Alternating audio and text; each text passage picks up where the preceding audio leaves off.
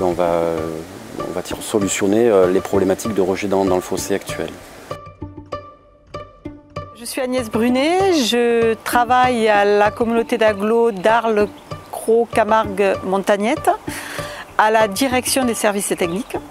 Christophe Lorenzati, je travaille au service technique de la communauté d'agglomération Arles-Cros-Camargue-Montagnette. Le premier enjeu, c'est la préservation des milieux, mais également faire face à la démographie et à l'augmentation des populations. Donc, je suis en charge de la délégation de services publics et également des grands projets structurants et notamment du schéma directeur d'eau potable et d'assainissement. Dans le cadre du contrat d'État Camargue, différentes actions ont été engagées et mises en place dans le but principalement, donc sur le volet assainissement, et dans le but principalement de préserver les milieux. On a 4 actions sur les réseaux d'assainissement. Quartier des Macreuses, le quartier de Gimont, plus sur Arles, la route d'Arles des Saintes-Maries-de-la-Mer, et une réhabilitation de réseau aussi pour la station d'épuration des Saintes-Maries-de-la-Mer. Ensuite, sur les ouvrages, on a une action concernant l'autosurveillance et la mise en conformité d'équipements sur des stations d'épuration. Une station est prévue pour recevoir un volume, elle a une capacité hydraulique et par temps de pluie, on peut recevoir beaucoup plus de volume que ce pour lequel la station est prévue. Dans ces cas-là, on appelle ce qu'on dit un bypass. Il faut que ces bypass soient contrôlés, mesurés 365 jours sur 365 jours.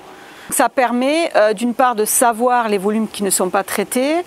Éventuellement, ça peut permettre dans l'avenir de savoir s'il faut compléter les équipements existants. Gimont est un secteur qui a été construit dans les années 70 et on a des systèmes qui donc ont maintenant à peu près 40 ans et ils sont dysfonctionnels et le sol n'est pas apte à épurer les eaux usées au niveau du traitement.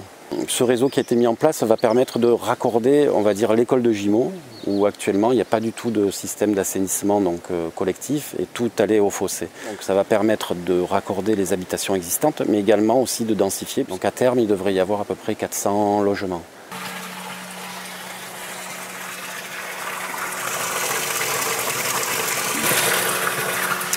Donc voilà le canal de sortie des eaux épurées. Et en fait, la dernière action concerne le schéma directeur d'assainissement avec différentes missions, un état des lieux, un diagnostic et ensuite une programmation, un scénario d'épuration et un programme pluriannuel de travaux.